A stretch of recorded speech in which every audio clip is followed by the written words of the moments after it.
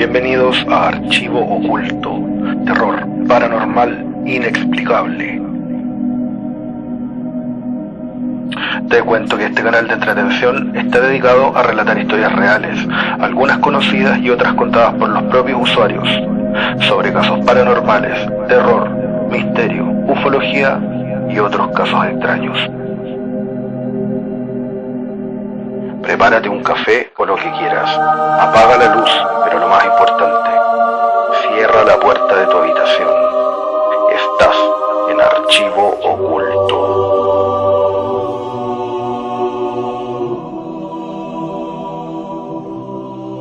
A lo largo de la historia hay hechos que simplemente no tienen explicación, como los milagros de Cristo relatados en el Nuevo Testamento, o como los de algunos santos y también de la Virgen María, Madre de Dios. En la actualidad siguen ocurriendo milagros que no tienen explicación médica o científica, en la cual la vida de una persona o cientos ha cambiado por completo para bien. Muchos de estos casos han sido aprobados por la Iglesia Católica, aunque si bien no existe unanimidad en el mundo médico-científico, hay algunos que, dada su naturaleza, sorprenden a todos. He recopilado 4 casos de milagros documentados y aprobados que tal vez no conocías.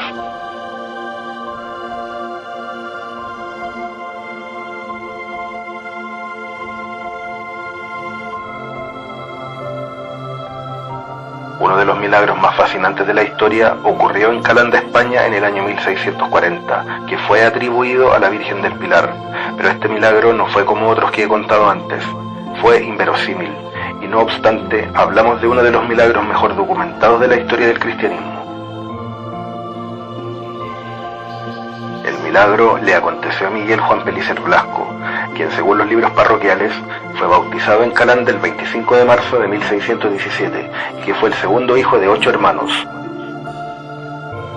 Por lo demás, las declaraciones de los diversos testigos que fueron interrogados tras el asombroso milagro nos permitieron reconstruir el resto de la vida de Miguel.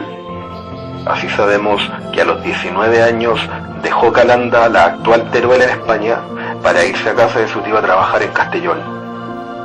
Y es allí donde tendrá lugar la desgracia. Una mañana, acarreando un carro cargado de trigo, tropezó al caer al suelo, y una de las ruedas pasó por encima de su pierna derecha, fracturándole la tibia. Lo llevaron al hospital de Valencia y al ver que cada vez empeoraba más, lo trasladaron a Zaragoza, donde llegó en octubre de 1637 con mucha fiebre y la pierna totalmente gangrenada. Antes de ingresar en el hospital, fue a la iglesia del Pilar donde se confesó y comulgó. Ya en el hospital, los médicos vieron que la pierna no tenía curación y decidieron amputarla 4 dedos por debajo de la rodilla. Se la cortaron sin más anestesia que una bebida bien cargada de alcohol, mientras él se encomendaba a la Virgen del Pilar. Después de la operación, 2 médicos enterraron la pierna en el cementerio del hospital. Comenzó entonces el sufrimiento de Miguel, que con una pierna de palo y apoyado en una muleta se gana la vida como puede, y sobre todo de las limosnas que recibe en la puerta del Pilar. Pero a pesar de su desgracia y su miseria, no perdió nunca su profunda devoción. Cada día oía la misa en la Santa Capilla y cada tarde untaba su muñón con el aceite de las lámparas de la Virgen del Pilar, intentando así aliviar su dolor. Finalmente, y tras 2 años en Zaragoza, Miguel decidió volver a su tierra natal e inició el viaje a Calanda, donde se reencontró con sus padres y hermanas. Pocos días después, sucederá en una humilde casa el más grande de los milagros jamás relatado en Europa y el mundo entero. Fue así como la noche del 29 de marzo de 1640, tras una intensa jornada de trabajo en la que su hermana le ayudó a cargar 9 cargas de estiércol, Miguel Pellicer Blasco se fue a la cama temprano. Antes, como siempre acostumbraba, se quitó la pierna de palo. Aquella noche lo hizo en presencia de sus padres, pues un soldado que estaba de paso ocupó su cama, y él tuvo que acostarse en una improvisada cama junto a sus padres. Miguel contó después que esa noche soñó que estaba en la capilla del Pilar frente a la Virgen y que se untaba su muñón con el aceite de sus lámparas, tal como lo había hecho tantas veces. Poco después, sus padres entraron en la habitación para acostarse y enseguida les llamó la atención una suave fragancia que no era propia de la casa. Entonces, a la luz del candil, presenciaron el extraño fenómeno. Bajo la manta que cubría a Miguel no asomó una pierna, sino dos. Al momento lo despertaron, y los tres se admiraron al comprobar que efectivamente el hijo tenía íntegra su pierna amputada, en la cual eran reconocibles las cicatrices que tenía. Era algo sobrenatural. Miguel había recuperado su antigua pierna. Y era su misma pierna amputada, con las antiguas cicatrices de niño y la lesión cerca del tobillo que le hizo el carro cuando le pasó por encima. La noticia, como es lógico, corrió de boca en boca, y ya esa noche se hizo público en todo el pueblo. Al día siguiente se celebró en la parroquia una misa de acción de gracias. El día 2 de abril, 4 días después del milagro, concretamente el lunes santo, Miguel Andreu, notario de Mazaleón, levanta un acta notarial de tan impresionante hecho. El original de esta acta notarial, con todo el protocolo del año 1640, se conserva en el archivo del Ayuntamiento de Zaragoza. El día 25 del mismo mes, Miguel y sus padres viajaron a Zaragoza para dar gracias a la Virgen del Pilar, considerada autora del milagro. A su vuelta, el Justicia de Calanda redactó un informe que fue enviado el día 30 por el Cabildo del Pilar al conde duque de Olivares. Pero la noticia se extendió en todas las direcciones por sí sola, y en pocas semanas el milagro fue aclamado en toda España. El día 2 de junio comenzó el proceso arzobispal, que se prolongó hasta casi un año. Durante el largo juicio declararon decenas de testigos y personas relacionadas con el caso, hallándose entre ellos familiares y vecinos, religiosos, autoridades locales y sanitarios.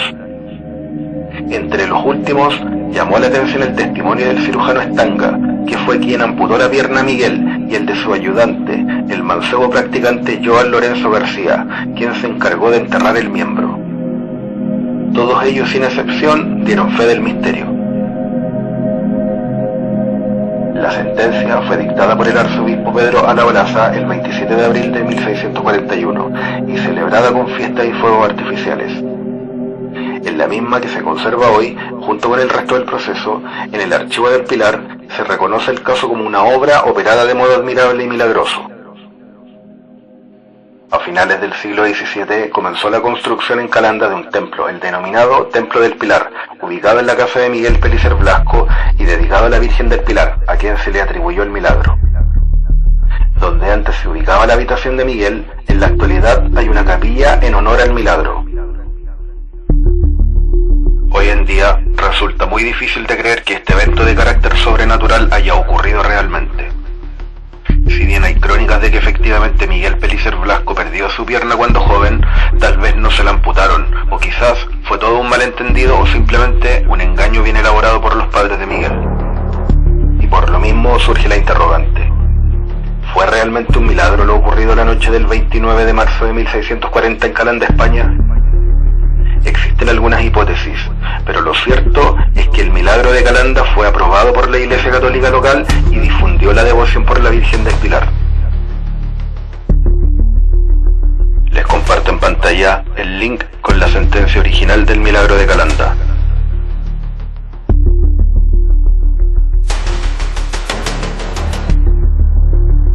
Hola gente del canal, agradezco por seguirme y por escuchar las historias contadas en Archivo Oculto.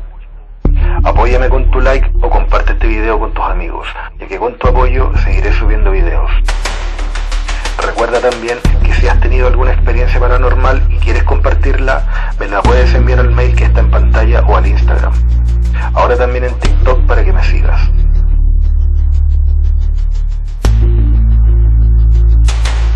Prepárate un café o lo que quieras. Apaga la luz, pero lo más importante, cierra la puerta de tu habitación. Estás en Archivo Oculto.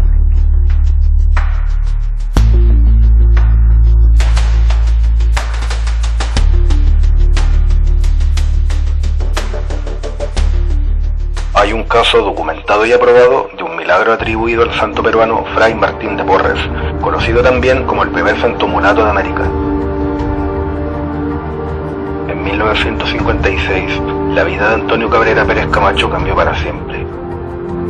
tenía por entonces solo 5 años de edad y veraneaba con su familia en el municipio de Garachico, en Tenerife, España.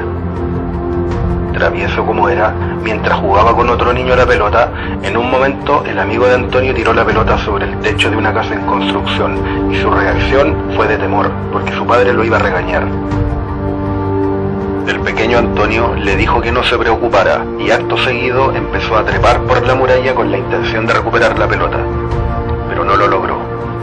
Cerca de la azotea, un bloque suelto se interpuso en su camino. Esto provocó que cayera, y para peor, el bloque de unos 30 kilos se le vino encima sobre la pierna, la cual quedó casi colgando. Su pierna había quedado muy destrozada debido al golpe. Comprobaron que estaba fatal, y me comenzó una gangrena terrible, indicó Antonio en una entrevista. El informe médico decía lo siguiente: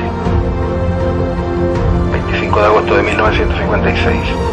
Ingresa en la clínica Santa Eulalia. Se aprecia una extensa herida por desgarro y magullamientos en la cara dorsal del pie izquierdo con infracción del malleolo externo y de metatarsianos. El pie aparece frío y cianótico al cabo de hora y media, a 2 horas del traumatismo. Al 6º día, los facultativos decidieron que la solución era amputar el pie. Antonio Cabrera recordó en una entrevista: el 1 de septiembre llegó de Las Palmas un pariente, Adolfo Luque. Él le dijo a mi madre Berta: aquí ya no hay nada que hacer, solo rezar.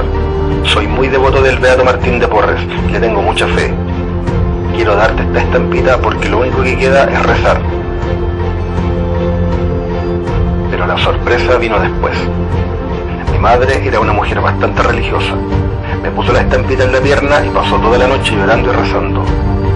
Al día siguiente, cuando llegaron los médicos para amputarme la pierna y me quitaron todos los vendajes, se quedaron asustados porque había ocurrido un cambio radical. La pierna tenía circulación y un aspecto completamente diferente. Me tocaban y había una sensibilidad, sangraba. Había dado un cambio de la noche a la mañana y no hubo que amputarme. Y se fue mejorando hasta que me dieron el alta, dijo Antonio Cabrera. Fue meses más tarde cuando los doctores empezaron a contemplar la posibilidad del milagro, una vez que la madre les confesó que antes de la operación le colocó una reliquia del todavía Beato Martín de Porres en el pie. Esas palabras darían paso al certificado en que los médicos hacían constar la rapidez inexplicable de la curación y la posibilidad de que hubiesen concurrido causas sobrenaturales, la creación de un tribunal eclesiástico para determinar lo sucedido y la declaración de entre 15 y 20 testigos.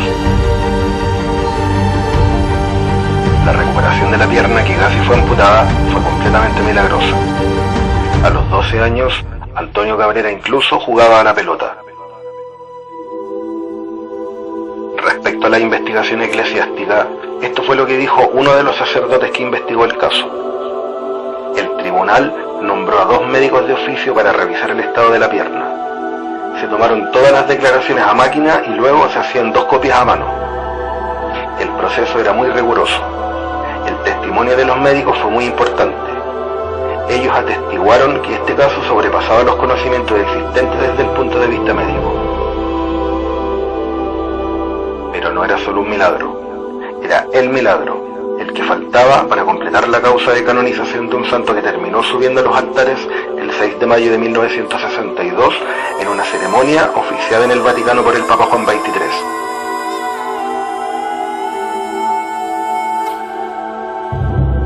Antonio Cabrera Pérez Camacho contó lo acontecido en una entrevista en un medio digital. Su vida posterior al milagro de San Martín transcurrió de manera muy normal. Se dedicó a la odontología hasta que en el 2017 falleció en su natal España.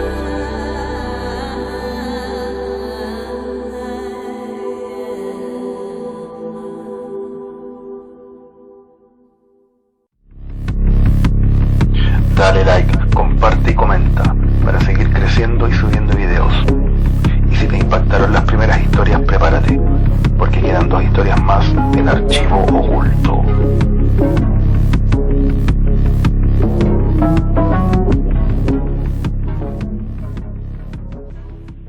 Desde que se produjeron las apariciones de Enoch Irlanda en 1879, cientos de miles de personas han visitado el santuario y se han recogido testimonios de gracias recibidas por intercesión de la Virgen. La aparición, aunque cuenta con reconocimiento eclesiástico, es impactante.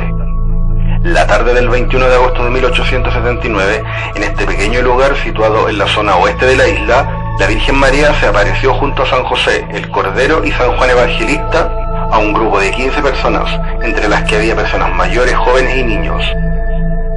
En esta visión, que duró 2 horas, no se oyeron palabras, sino que María aparecía con una corona en la cabeza y las manos elevadas en súplica. A la derecha vieron un hombre con túnica blanca y otro hombre vestido como obispo con ropaje blanco predicando. Junto a las figuras había un altar grande y sobre él un cordero y detrás una gran cruz. Llamaron a más testigos y durante 2 horas en este escenario revoloteaban ángeles en torno al cordero. Este santuario fue visitado por el Papa Juan Pablo II en 1979 y recientemente en el 2018 por el Papa Francisco. 6 semanas después de la visión, el arzobispo de Tuam, John McHale, constituyó una comisión de investigación en la que se examinaron a los 15 testigos. Sus conclusiones fueron rotundas. Los testimonios de los 15 videntes eran coherentes entre sí y fiables. En 1936, el arzobispo de Gilmartin constituyó otra comisión para examinar a 3 sobrevivientes videntes: Mary O'Connell, Patrick Vine y John Curry.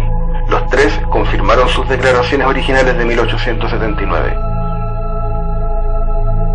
La Iglesia interpretó la visión como una aparición de la Virgen María, San José, San Juan Evangelista y Jesucristo como Cordero y Cruz, remitiéndose al libro de Apocalipsis atribuido a Juan. Pero de todos los milagros atribuidos a la Virgen de Knock, la mejor documentada fue la de Marion Carroll en Irlanda en 1989. Ella sufría esclerosis múltiple, una enfermedad degenerativa grave que tiene el peor final para las complicaciones asociadas. Pero ocurrió algo realmente milagroso que cambió su vida y la de muchos otros.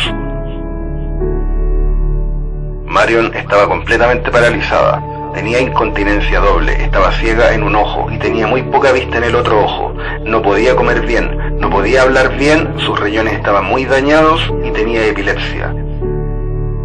Marion Carroll sentía que se moría, entonces cerró los ojos y se entregó a lo que viniera. Ya no aguantaba más. Llevaba 17 años luchando contra la enfermedad. Desde niña, Marion Carroll fue devota de la Virgen y de joven ingresó en la Legión de María. Siempre dedicó mucho tiempo a la iglesia y le gustaba rezar el rosario desde su juventud. Se casó en 1971 con Jimmy Carroll. Ya en su primer embarazo notó que tenía extraños problemas de salud, pero en esa época se conocía poco la esclerosis múltiple y solo se le diagnosticó oficialmente en 1978. Cada vez más partes de su cuerpo empezaban a fallar, sus miembros no le obedecían, a veces mejoraba momentáneamente, pero enseguida se agravaban sus síntomas. Desde 1985 ya no hubo mejorías y quedó prácticamente paralizada en cama. Pero Marion mantuvo su fe y nunca dejó de creer en Dios. Veía de cerca la muerte y pensaba que Dios era bueno por haberle dado un buen marido e hijos, cosa que muchos otros no habían podido tener. Estuvo en Lourdes y en algunos otros encuentros, donde sintió paz y confianza en Dios, pero ella no pedía su curación, solo fuerza para sobrellevar la enfermedad. Estaba totalmente paralizada con muy mal pronóstico de vida, hasta que un domingo de septiembre de 1989 todo cambió. Unos amigos del Hospital Saint Vincent le habían ofrecido llevarla al santuario de Knock en camilla, a una oración por los enfermos. Ella se negaba a ir, pero había aceptado tan solo para que su marido e hijos no tuvieran que atenderla durante unas horas y pudieran descansar. Una vez en el santuario, la llevaron atada en su camilla frente al altar principal, bajo la estatua de la Virgen María, y luego el obispo le administró la unción de los enfermos. Esto fue lo que dijo al respecto: recibí después la Santa Comunión y sentí un breve dolor en mis tobillos, y cuando ese dolor se fue, todos los dolores de mi cuerpo se fueron. Tenía una sensación hermosa en mi interior, como si una brisa me hubiese dicho que si se quitaban las correas de mi camilla, podría levantarme y caminar. Ante la mirada atónita de todos, Marion Carroll se levantó de la silla de ruedas y pudo caminar. También dijo que podía ver por el ojo que no veía. Al terminar la misa, pidió a sus amigos que quitaran las correas de la camilla. Mis 2 piernas colgaron, me mantuve en pie, y fue como si nunca hubiera estado paralizada, dijo Marion. Cuando llegó a su casa, su marido salió para recogerla con la silla de ruedas, pero quedó sorprendido al ver que Marion se levantó de la silla y entró caminando a casa. Durante los años siguientes, se recopilaron registros médicos y testimonios personales como parte de un largo proceso en el que se buscó que el caso de Marion fuera declarado oficialmente un milagro por la Iglesia Católica. Finalmente, en septiembre del 2019, casi 30 años después, la Iglesia confirmó que Marion efectivamente había sido curada milagrosamente en Knock y que su curación desafía toda explicación médica. El padre Richard Gibbons, rector de Knock, se refirió al anuncio de la curación milagrosa. Después de muchos años de investigación por parte de un comité médico establecido por el santuario de Knock para examinar el caso, y esta es la primera curación oficial en los 140 años de historia del santuario. La milagrosa curación de Marion se cuenta ahora con detalle en el libro My Miracle Cure, que fue escrita por el autor de Roscommon, John Scully, un prolífico autor de libros que a menudo tratan sobre deporte o religión. Marion Carroll dijo recientemente: "Mi curación en Knock no me pertenece.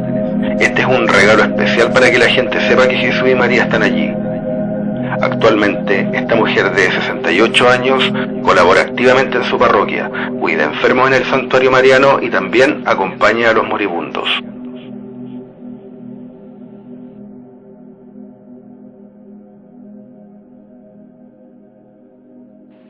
Los dejo con el último caso de la noche.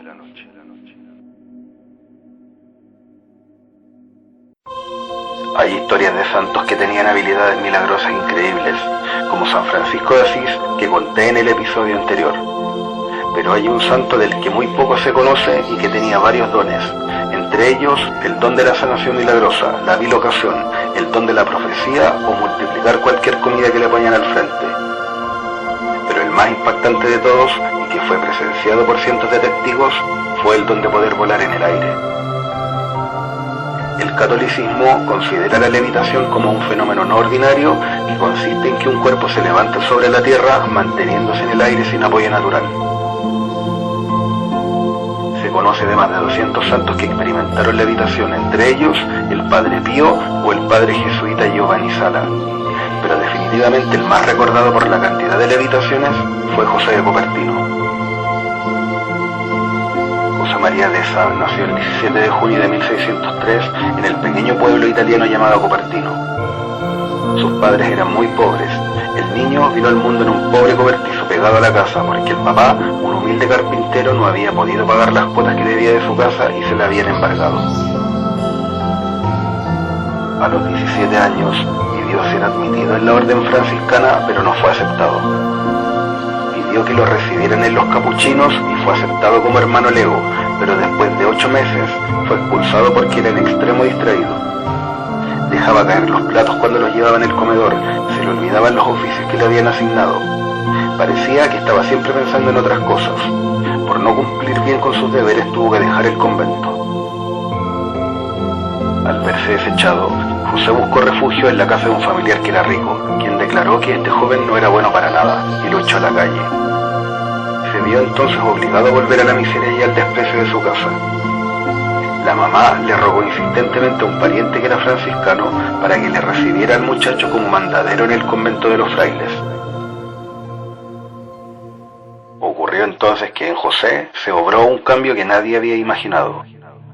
Lo recibieron los frailes como obrero y lo pusieron a trabajar en el establo, y empezó a desempeñarse con notable destreza en todos los oficios que le encomendaban. Muy pronto, con su humildad y amabilidad, con su espíritu de penitencia y su amor por la oración, se fue ganando la estimación y el aprecio de los religiosos, y en 1625, por votación unánime de todos los frailes de esa comunidad, fue admitido como religioso franciscano. José tuvo mucha dificultad para poder completar sus estudios. Lo pusieron a estudiar para prepararse al sacerdocio, pero le ocurría que cuando iba a presentar exámenes se trababa todo y no era capaz de responder. Llegó uno de los exámenes finales y el pobre Fray José, la única frase del Evangelio que era capaz de explicar completamente bien, era aquella que dice: bendito el fruto de tu vientre Jesús. Estaba asustadísimo, pero al empezar el examen, el jefe de los examinadores le dijo: voy a abrir el Evangelio, y la primera frase que salga, esa será la que tiene que explicar. Y salió precisamente la única frase que Fray Copertino se sabía al revés y al derecho: bendito sea el fruto de tu vientre. Hasta que fue ordenado sacerdote el 18 de marzo de 1628, y se dedicó a tratar de ganar almas por medio de la oración y de la penitencia. Sabía que no tenía cualidades especiales para predicar ni para enseñar, pero entonces suplía estas deficiencias ofreciendo grandes penitencias y muchas oraciones por los pecadores. Jamás comía carne ni bebía ninguna clase de licor. Ayunaba a pan y agua muchos días. Se dedicaba con gran esfuerzo, consagrado a los trabajos manuales del convento. Después de un tiempo, José comenzó a mostrar que tenía dones que dejaron en el olvido su difícil comienzo con los franciscanos. Sus éxtasis, curaciones milagrosas y hechos sobrenaturales eran tan frecuentes que no hay registro de otro santo con tal cantidad de milagros. Hay crónicas de que José de Copertino un domingo, en fiesta del Buen Pastor, se encontró un corderito, luego lo echó al hombro, y al pensar en Jesús Buen Pastor, se fue elevando por los aires. Quedaba en éxtasis con mucha frecuencia durante la Santa Misa o cuando rezaba los salmos.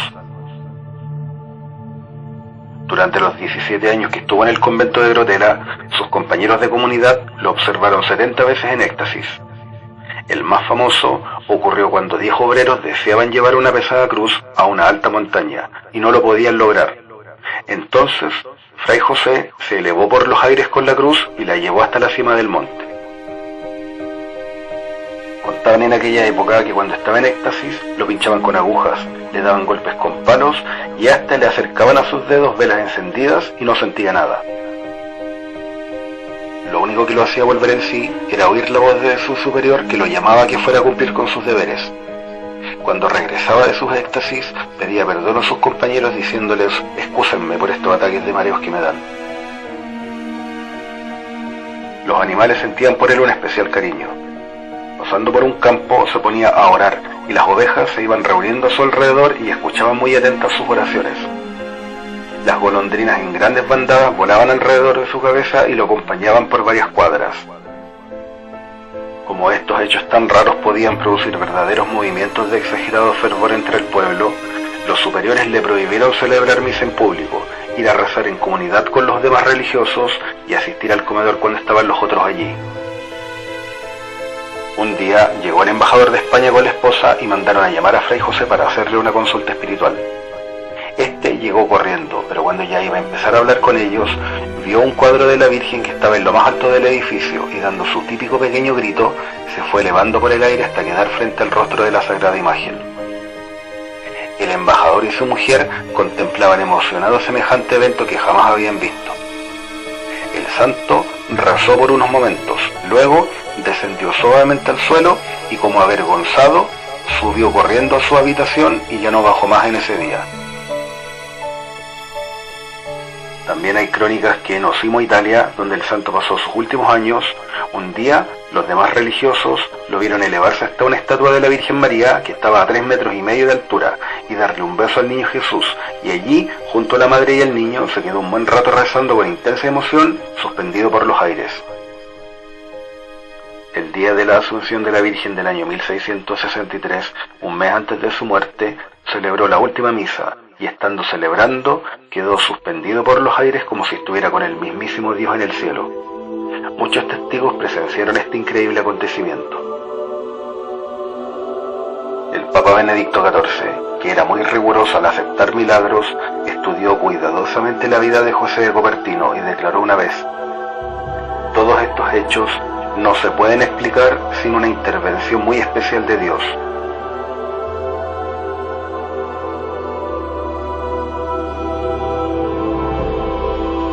Finalmente, José de Copertino fue canonizado por el Papa Clemente XIII el 16 de julio de 1767, y en el siglo XX fue nombrado patrono de los cosmonautas por el don de la levitación.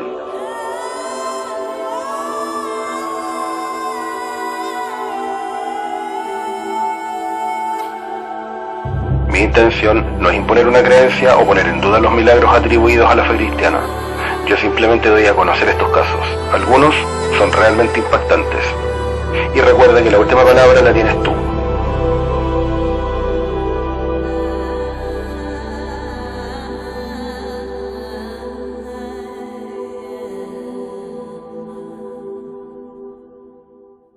Archivo oculto. Terror paranormal inexplicable.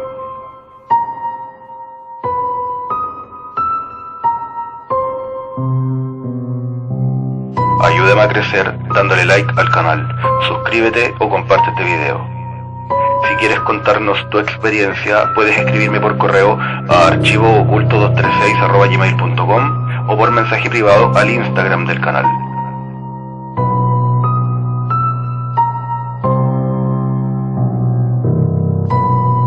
Atentos que iré subiendo videos los días domingo. También deja tu comentario en cada video para poder conocer tu opinión.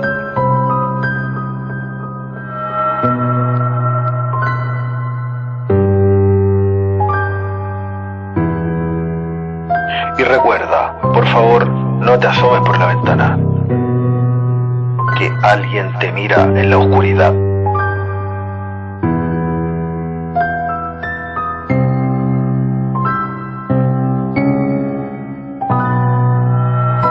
Recuerda que estoy subiendo videos con distintas temáticas. Este es el último podcast de un total de 7 volúmenes. Iré subiendo videos sobre cada volumen y también subiré más historias de terror que me enviaron algunos suscriptores. Atentos, pronto subiré nuevos relatos.